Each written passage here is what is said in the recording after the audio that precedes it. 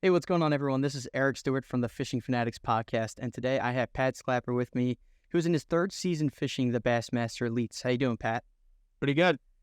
Good, man. It's great to have you on here. And one of the questions I always like starting out with is, tell me how you got into fishing in the first place in your story about growing up. Maybe you just fish on ponds like for fun or fishing with your parents and all that good stuff.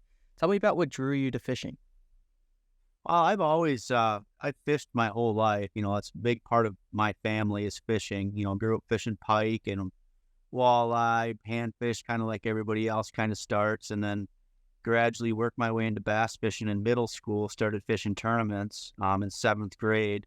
And yeah, always, loved to fish. But the bass fishing bug didn't start till about seventh grade. So what was like the one thing, like the bass fishing? I know for some guys talking about on this podcast, it was like one specific fish they can remember, a topwater frog blow up or another fish that they caught, like that one specific fish that got them into it. Like, do you have that kind of like a story like that? I don't have a specific fish, but before, we bass fish, we would always fish a lake by my house for walleye. And we would get out there in the evening, and this is when I was really young. We'd get out there, middle of the day, and the walleyes didn't start biting until the evening. So we would go throw slip bobbers and leeches like on these shallow reefs and catch big smallmouth. And that was like, they're just so fun to fight and they're jumping and it was just really fun. So, uh, that's what I first remember about catching bass, not necessarily fishing for them, but, yeah, it was just always really fun to catch. Yeah, absolutely. And then going into like the tournament scene when you're that young, was there anyone like that was your partner in crime, kind of going into like collaborative tournaments, or did you just kind of take the reins and just go for it yourself? No, it was peer. So I had a friend of mine in middle school, Josh Peck was his name, and his brother-in-law was a big tournament fisherman. His name was Kevin Barch. He passed away several years ago now, but he was the one who he was very good angler, and so I kind of started hanging around with him, and then we fished against him. Josh and I would fish against him. We were really young. My dad would have to drop us off at the landing, or his dad would, and we would get our butts beat most of the time. But every once in a while, we would get in the money, and I mean, we were like, I don't know how old the seventh grader, 13 or something, young. So, but Kevin's definitely the one I credit for getting me really hooked on tournament fishing, because then as time went on, I started to fish tournaments with him and learned a lot from him just about, not only just catching bass, but just the whole tournament strategy and how to take care of your fish and how to prep for the tournament. So he was the major part of, getting me involved in the tournament scene. Definitely at that young age, you kind of need someone at least the same age as you to kind of go in there with you. Or, I heard it a lot, like a father figure too, just kind of go in there teaching the ropes, and it's cool to hear that for sure with your story. And then in the high school, did you continue tournament fishing in high school and then even in the college too? Well, no, see, when I'm old, I'm 40. So when I was in college, they certainly didn't have it when I was in high school.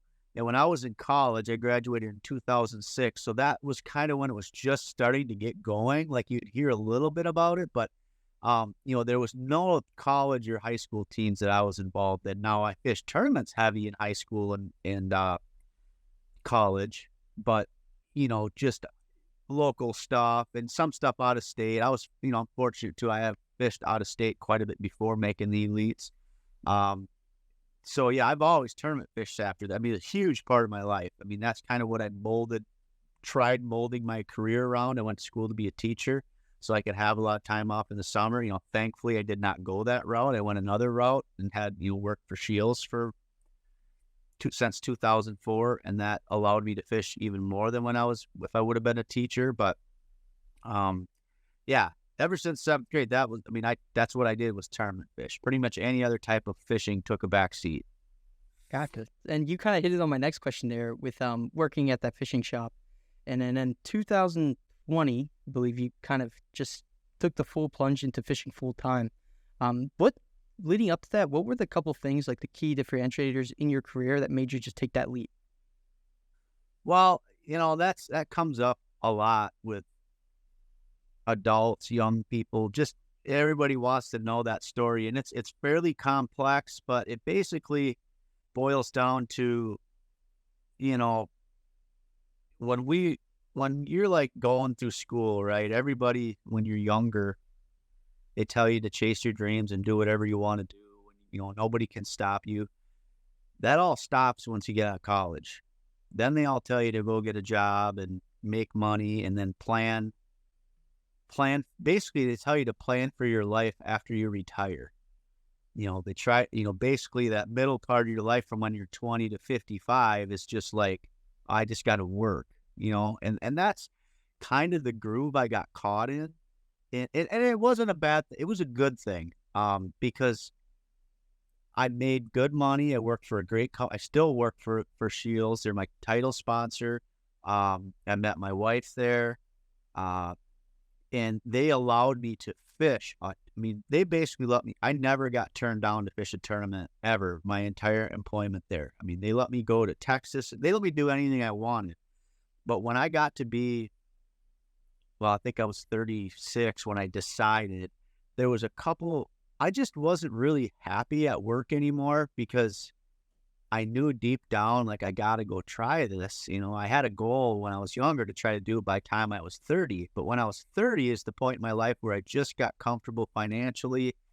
I really liked what I was doing for work, and I liked having money to kind of do what I wanted. And you kind of get in that groove of like, all right, I got to ride this out till I'm 55 or 60, like you're supposed to do. But then it all changed when I was 36, and my mindset was just like, I don't really care about money. I want to go try to do it. And lo and behold, when I told them I was going to quit, they turned into my title sponsor, and the relationship is even stronger. So it really worked out, but it was a unique scenario. A lot of things went into it, but that's kind of the short version of how it happened. And then I was just fortunate to qualify the first year, and I didn't have to do it for multiple years like most people do to try to get to the elites. Yeah, because I know for a lot of guys, that's kind of a grind, right? Fishing the opens, trying to just qualify for the elites. Oh, it's super difficult. When I did it, I basically told myself I'm going to try it for 2 years for sure. If it's going okay, I'll try it for 3. But ultimately, I was like, I want to make it 1. Well, back up until this year, you could fish one division up, right? You could fish. When I did it, I think there was 3 divisions, 2 or 3. But either way, I fished one division. There's 4 tournaments, and you had to be in the top 4 in points, I believe, to make it to the elites, which there was 180 to 200 people in each tournament. So I qualified that way. I ended up getting, I think, 3rd in points in, I think it was the Easterns is what I fished. I fished in Florida, South Carolina, Alabama, and Tennessee. So they called that the East Division, I guess. But I qualified that way, and then I also won the B.A.S.S Nation Championship that same year on Pickwick Lake. So that double qualified me, and then I also qualified for the Bassmaster Classic by winning that event. But that's unlikely. It's very uncommon for that to happen. And I was really fortunate. And like with me, the position I was in, that's all I did was fish. That was COVID year first off. So like stuff was weird. Not many people were working anyways, but I had already kind of pre-planned for it. And like, I don't know if I worked more than 10, 12 days that whole year because I fished. I mean, I was just fishing because I knew I wanted to get it done as quick as I could. And I was just honestly kind of on another level that year. I won so many tournaments and just fished better than I've ever fished in my life to accomplish that goal. So if they had this new format, when you were first kind of looking into it, would you have took that leap to just try it? Oh yeah, I think I would have. Because I think actually that year, I think there was only 2 divisions. So that there was 8 tournaments. So now there's 9. But I would have done it. I might have had to plan a little longer or strategized a little bit more, but I would have done it. Cool. Gotcha. And then you fished the Bassmaster Classic in 2021 and 2023. Now, every video, article, and everything I've ever seen about the Bassmaster Classic is kind of its own like it's in its own league in fishing tournaments. So in your own words, what would you explain that tournament as a whole? What is it like? Well, for me, I had never even been to one even as just a observer, and I did that. I didn't want to go unless I was fishing it, and because I wanted to get the full experience of just everything, the expo, the arena, everything, and it's you can't even describe how cool it is and how good they treat you. I mean, you just get treated like royalty, the stuff they do for you. I mean, it's a hectic week. It's more work than people realize because they kind of pull you in every direction. But it's crazy. It's hard to even describe how cool it is when they pull you into that arena. And I had both the tournaments I fished, I had horrible events on the water. Like I think I got 53rd this year and like 45th my first time. But it's still so awesome that it's hard to be disappointed. So it's one of those things where once you get there, you don't ever want to miss it again. So it's good motivation. Absolutely. I remember I got chills because we had Gussie on the podcast 2 weeks before he left for it. And I saw him walk across that stage. I literally had chills. I was like, oh my gosh, this is insane. It's even crazier in person. Like, have you been to one in the crowd? I haven't. Yeah. So it's really cool. You got to try to make it to one. I mean, just the atmosphere it's insane. It's something you got to experience. Definitely. I'll mark it for next year for sure. So are you just getting home from the Sabine River? I've been home for about a week. Cool. Yeah. Still trying to recover from that place. Yeah, absolutely. I was watching it live and it seemed like it was pretty tough out there. Tell me a little bit about what was going through your mind as fishing a river system like that. Well, we were there my rookie year, and that was actually my best event of the year. I 20th or something, good event. So I was excited to go back. It's a tough body of water. The fish just aren't in a lot of places. We have saltwater intrusion, so the fish are concentrated, which is good and bad. It's good if you can find them, but it's bad because you spend a lot of time to try to find those few areas, and most of the time, everybody finds the same areas. So it's just a difficult tournament with some different strategy involved, and the fish overall are just so small. I mean, when you're talking 6.5 pounds a day makes the top 50, like that's just not like, why would you go there? I mean, but it is a cool event. I like the body of water because you might catch a redfish, you might catch a flounder, you might catch a largemouth. You don't know what other sea creatures you're going to catch. So it's cool for that end of it. And there's more fans that show up than any other event other than the Classic. I mean, they have like a carnival there and it's insane. So the fans really show out, and that kind of makes it really special. And honestly, I mean, it gets a bad rep because the fishing's you don't see those giant weights, but like when I saw it on the schedule this year, I'm like, heck yeah, I'm excited to go back there. And I'm sure we'll go back again, but I would prefer to go to other places, but it's not like I'm disappointed if we have to go there. Business owners and marketing professionals in the Philly area, Bad Rhino takes the overwhelm out of digital marketing. With tailored digital marketing services, from social media management to SEO and PPC advertising, our expert team navigates the complexities of the digital ad space for your business. Let Bad Rhino lead you to success. Visit badrhinoinc.com and let's take your business to new heights. Bad Rhino, we do digital marketing, so you don't have to. So would you say like your bread and butter is kind of like the northeast part of the area, being from Wisconsin? No, that's everybody. Like, everybody's like, oh, well, now you're fishing smallmouth the last 3 events up north, which I am very, very comfortable with. But, like, my track record up north, like when we go to New York, I've done, like last year I made the cut on the St. Lawrence, but I got like 39. Granted, I had big bags every day, but everybody had big bags. But Champlain, I didn't do that great. I've never been to St. Clair. So, like, I'm very comfortable in the north. But I mean, like, the Tennessee River's been really good to me. I love Texas. I've spent a ton of time on Texas lakes, especially Lake Falcon. I like done traditionally pretty well in Florida. I mean, I am excited to go fish smallmouth up north, but I I'm not like a lot of people from up north that are scared to go to Florida and other places.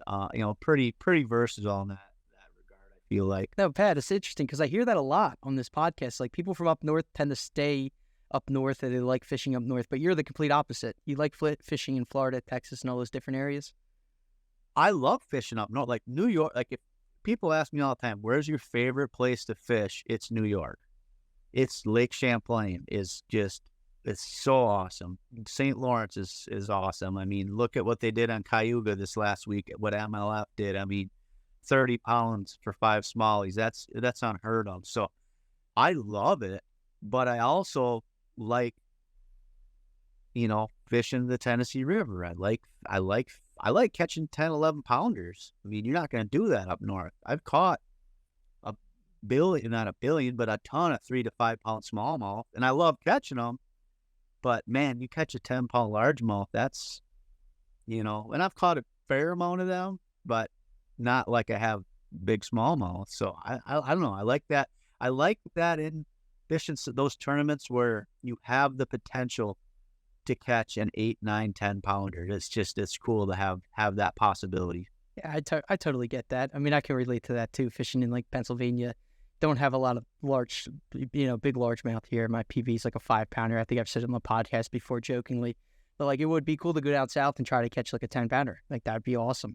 Yeah. And I like last year I caught a 10.5 on Chickamauga in the Elite Series. So and then the week before I caught a 9.12 on Santee Cooper. So I got big fish 2 weeks in a row, and I had like 8 pound like that last year. I had a run of just catching I caught it 8 something on Harris Chain. I caught a bunch of big ones on Santee Cooper. I caught big ones on Lake Fork. So it's so awesome to hook. The feeling of hooking a fish of that caliber at that level of fishing and putting it, like you put a 10-pounder in the boat on the Elite Series, like how many people can say that? It's unreal. That's got to be surreal. And then, so the upcoming event you guys got is at Lake St. Clair, and I think I heard you mention that you never been there, never fished it.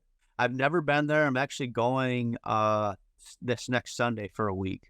My wife and I are going to go over there, kind of have a little vacation and just get around. It's obviously going to be a lot different. They're probably still going to be fish up spawning and stuff, but just get around the lake and just see what areas look like. I'll probably fish some, but more get around the lake and just see what areas I think might be productive.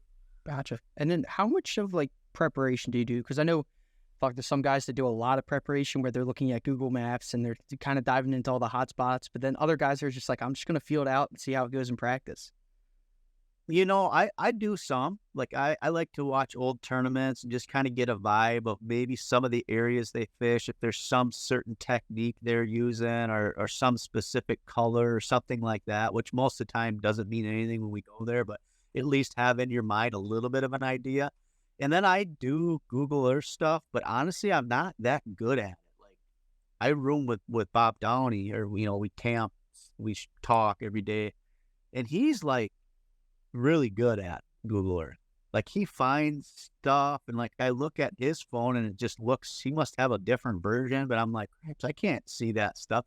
So I do that, but I'm not that good at it.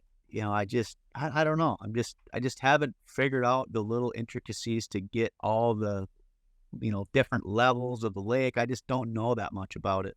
It's all good. Well, let's talk about one of your strengths here. Your signature technique that I was reading about is electronics. So fill us in a little bit about how you use your electronics when you go into a new lake or a lake you fished. So, yeah, I've always, like, working at Scheels, I've kind of been blessed to be on the leading edge of pretty much every technology.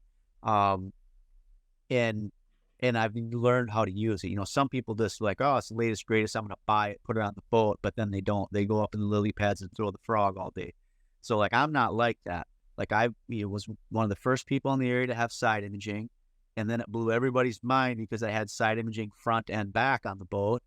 And then I had, 2 8-inch screens, so that was even unheard. Well, then I got 2 of the 10-inch, 1198s, and then it was like, then I was really, some badass guy.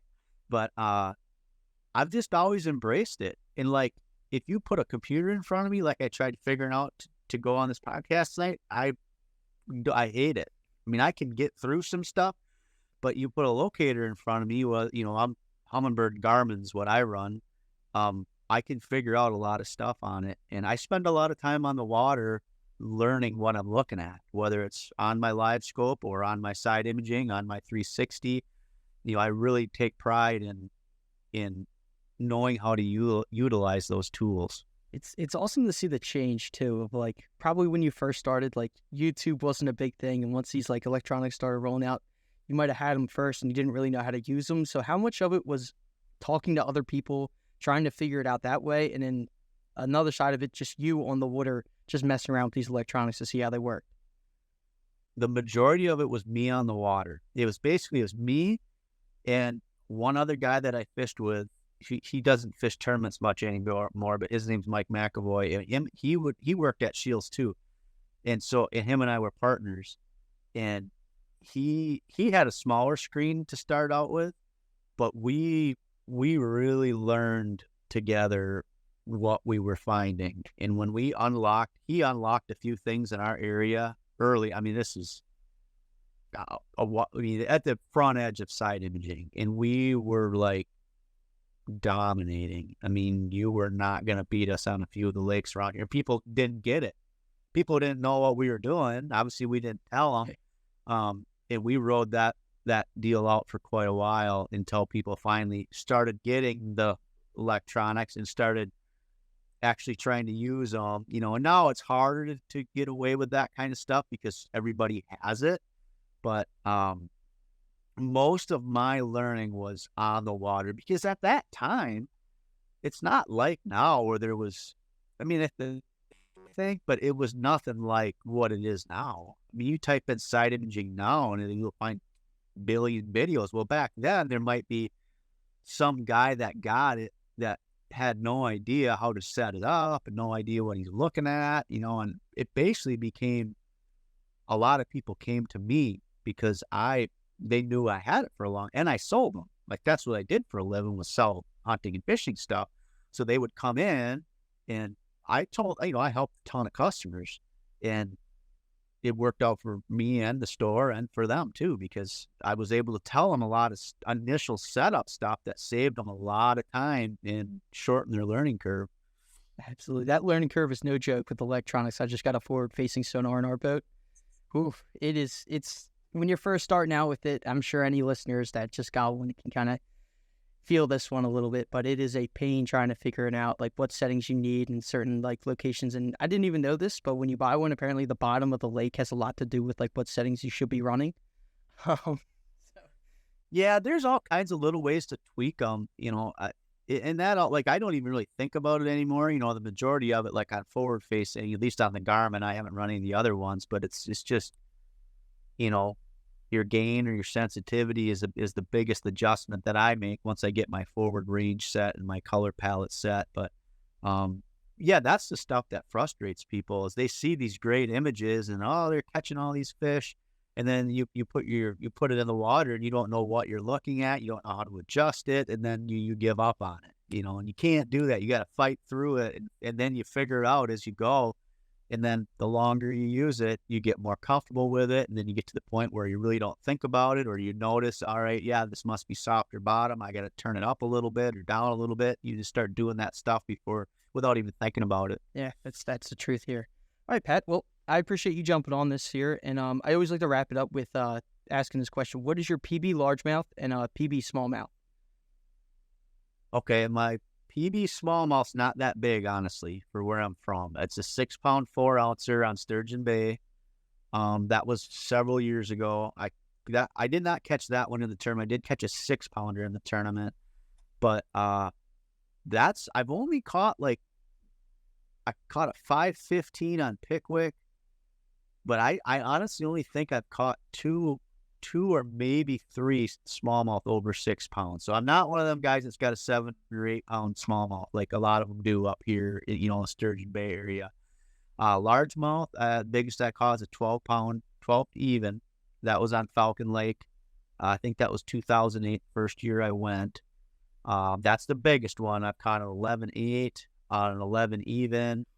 I caught a 10.78 last year and a 10.5 last year. I've caught several largemouth over 10, but only 112 and a couple 11. Jeez, that's crazy. And just so you know, Pat, you saying that you caught a 6-pound smallmouth, to hear that's crazy to me. So, no, it's big. It is big. But now, like Sturgeon Bay, I mean, they're catching 8-pounders. They caught an 8-pounder out of Caillou. They caught a 9-something out of Erie or whatever that was. I mean, it's like now with gobies, it's completely changing. It's completely changing the size structure of these fish. I mean, that's the St. Lawrence too. I mean, there'll be, I don't know how many 6-7-pounders will be caught when we're there. So, I mean, growing up, I caught several 5-pound smallie, like legitimate 5, not like that one's 5 pounds, but like weighing them, I've caught a lot of 5-pounders, but a 6 is, a 6-pound largemouth is tough to come by where I'm from. 5s are common, but 6s are rare. And now it's like you got a better chance of catching a 7 or 8-pound smallie in Wisconsin than you do a largemouth. That's the truth, man. It's crazy. It's crazy. Well, Pat, I'm going to give you the floor here to shout out any social media handles you got, or if you have any websites too that you want the listeners to know, I'll link it on in the description. Yeah, I just at Schlapper Fishing on Facebook and Instagram, and I do have a website, patschlapperfishing.com. My wife mainly handles that. That's not super up to date on that. And then there is a YouTube channel, which I haven't done anything with this year, but there's a bunch of stuff on there from the past couple years. But yeah, Pat Schlapper Fishing for everything. And yeah, appreciate it. And thanks for having me on. Absolutely, man. Thanks for being on here. And good luck in the future events too with the Elites. You just listened to the Fishing Fanatics podcast with your host, Eric Stewart. Feel free to check out our other podcasts and our other interviews on our channel on Spotify, YouTube, and much more. Check out our Instagram page, TikTok, and Facebook as well.